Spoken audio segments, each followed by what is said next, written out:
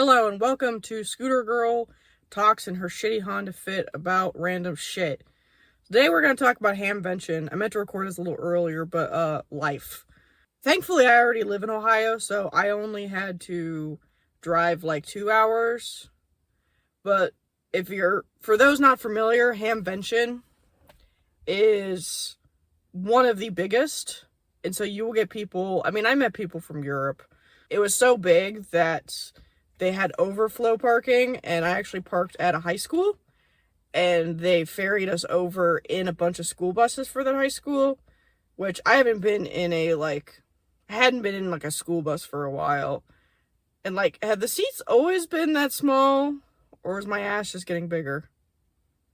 Don't answer that.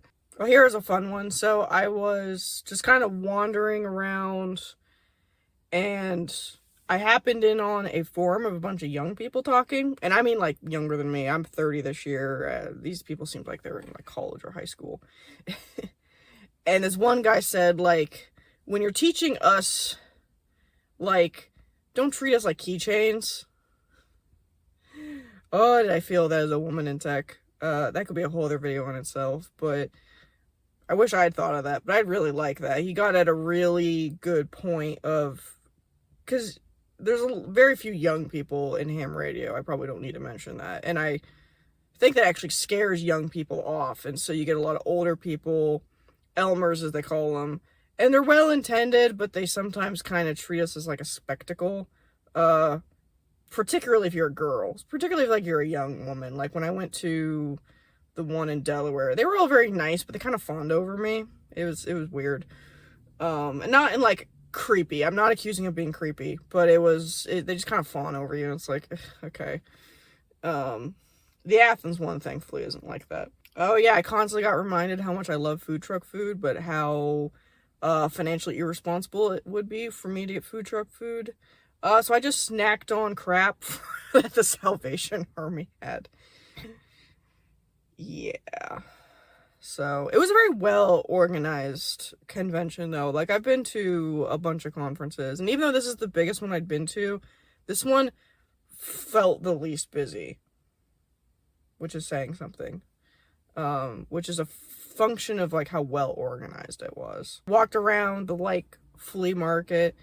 There's a lot of cool stuff. It's not so much a complaint on this one. I really wish I had been able to get to the Hamventions of yesteryear, because apparently they used to sell those mini computers, because I'm a retro computing nerd, so I'm looking for the Commodores and stuff. There was a guy selling Atari games, and what was kind of funny is some of the more popular ones he actually hid away until later in the day and then started bringing them back out because he was worried about online scalpers. So that was kind of funny. But most of the stuff being sold was just kind of old shit that's clearly, thankfully I think you can haggle. I just told myself I wasn't gonna buy anything. I'm just too much for a broke bitch. And I also wouldn't really know what I'm buying. It's not true, actually. I bought a $1 DVI cable that I needed because I was using an old ass graphics card and an old ass computer that only used a display cable and DVI. That's the only thing I bought. My goal is to know enough about a ham radio, though, that I can go to the next one and actually be able to make purchases intelligently. It is kind of funny to talk to some of the old guys, though, because, they talk about, their kids in a candy store. They have to buy something. They absolutely are kids whining, I need this thing, except it's them to themselves. They have to convince themselves they don't need to buy everything. That's pretty funny hearing them talk about it. On a more somber note, though, so when I go to these sorts of things, I like to meet people. Even though I'm an introvert, I really like to get to know people and get exposed to different experiences, and this is very good for that. And there was one old guy I struck up a conversation with, who had a Buckeye Net poster, and he turned out to be 90 years old. And, he wasn't able to walk around a whole lot because he wasn't able to walk very well, so he's just sitting there kind of while his, kid and grandkid were. And so I chatted with him for a while, and he actually was carrying around, folders of, past Hamventions, all the way back to, 2010. And which was super interesting. And it was mostly just, there were some photos of like things. He did have a cool photo of like his lab research setup and then his radio stuff next to it. So, like, definitely a cool nerd. But was kind of sombering and sort of makes you stop and think as he's showing these pictures of these people that he had like talked to on the radio waves and then met at Hamvention. He's like, you know, yeah, that person's gone, that person's gone, that person's in assistant living and basically can't do anything. And there's just this constant, you know, a lot of things kind of wound up becoming these like memento moris, and Hamvention is like very lively, but it also has this like air of like death and morbidity, because like every corner you hear people talking about, oh well, there's less people each year because people literally die off. And let's see if YouTube gets mad at me for talking about that, which if they do, I'm gonna get really mad. Like, come on, we're just being real here. But it really did make you stop and think about, here is a profession that was like huge and like everyone getting into it. It actually reminds me a lot of like, because like I run Arduino and Raspberry Pi clubs, and a lot of the way they talk about a ham radio back in the day, old books you read, kind of reminds me a lot of like Raspberry Pi and Arduino. Especially because back then, like, they didn't have cell phones. They needed it. That was how you talk to people far away. It wasn't like nowadays where you go on Reddit and argue with someone in, you know, fucking Europe or India. Like, no, you had to go get a whole license, get a radio set to go argue with someone across the world. And, you know, so these people absolutely geeked out over it. And, you know, I just really enjoy the conversation. That's really why I went. It is interesting because Hamvention used to be more about just selling shit. Because it used to be the only place you get it, but now you can get a lot of it online. So it's become more of like a way for people to meet up. And honestly, a lot of it is just older people just meeting with older people that they talk to on the radio waves, you know, knowing they may not see him again. They may not see him next year. To sum it all up in kind of a dark quote on the bus back, some guy was like, yeah, a lot of these guys are probably gonna be dead in 5 years. Damn. Okay. You know, it makes you stop and think. Now, I know us younger generation people, we like to kind of joke facetiously, although I think some people are not being that facetious, about how the boomers dying off and kind of how that's gonna fix a lot of things. But I think as we kind of make those jokes and talk about that, we need to remember that when you lose a generation, yeah, you lose a lot of the old shitty ideas that we want gone, but we need to be careful to preserve the good. And I think sometimes we need to be careful with that really kind of snooty attitude we take. Because, you know, these boomers, in some cases silent generation, you know, these old people were cool old people. These people were curious. These people ultimately were about making the world a better place, or at least more fun. They were nerds. They were the nerds of their time. They were different. And, you know, yeah, you'd see a Trump hat here and there.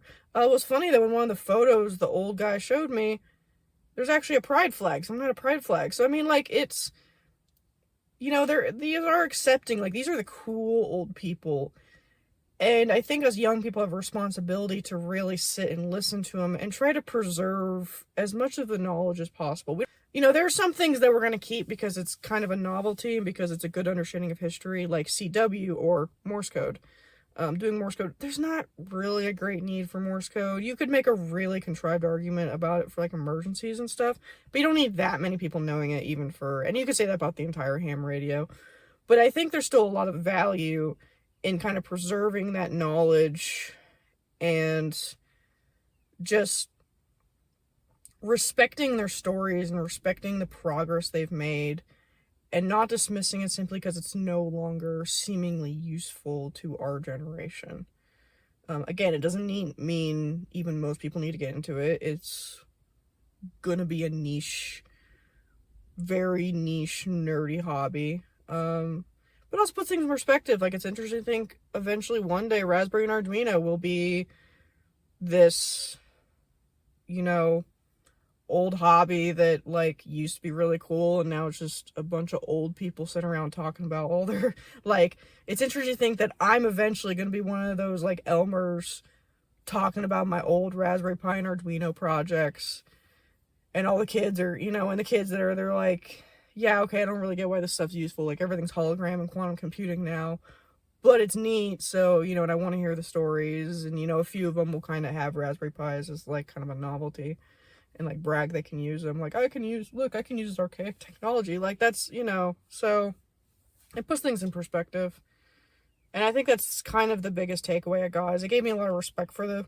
hobby, and kind of inspired me to do more with it, because, by the way, there's a lot you can do with ham radio. I was listening to a guy on the way up, and ham radio crash course, actually great if you're trying to get your I don't even have my tech cert, by the way, which people were pretty cool about. People were actually like, okay, cool, you're gonna go get it. Like, I was legit worried that because I didn't even had it yet, people were like, oh, but no, like, you're like, oh, cool, and they actually had tests there for people to get it. I didn't do it, one, because I didn't do the sign up, and again, I kind of went to Hamvention kind of on a last ditch because someone happened to give me a ticket, because otherwise I didn't really have the means to go.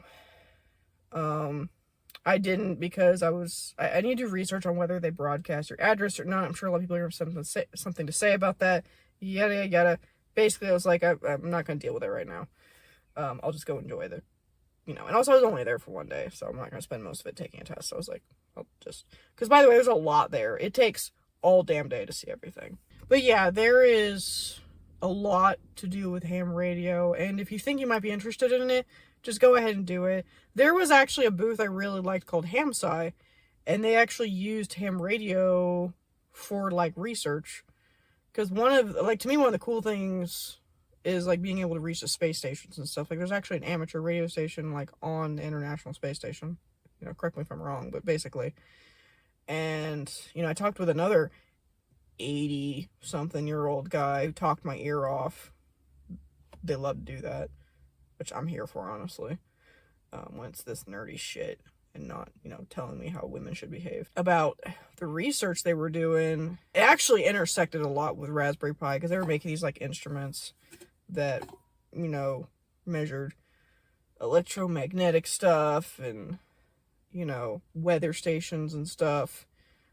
And, I mean, if you intersect something with, like, Raspberry Pi or Arduino ESP32, I'm gonna be interested. So, that's the other thing. Like, I notice anyone that's a nerd and anything else tech tends to get into ham radio. That's actually how I got into ham radio, because someone was like, okay, based on just, like, your curiosity and just your want to dive into the, like, details of shit, you probably like ham radio, and he was totally right. So, yeah, if you think you might be into the hobby, just do it. You're like, oh, I don't have the money. To be honest, I just asked one of my Elmer friends if he just had radios he wasn't using that I could borrow. And he was so excited I was just into the hobby. He's like, here you go. Like, obviously people are not going to lend out their more expensive, nice stuff, but they'll give you, like, because there's, like, different classes of radios. So he gave me, like, a Boofwang, which are kind of cheap and, like, basic. So, like, don't use the excuse I see a lot of people when they're worried about getting into, like, electronic stuff, like, oh, but money. Just ask somebody. Someone will be happy to lend you their shit they don't use anymore. That's kind of the beautiful thing about nerd communities. So, yeah. Those were my thoughts.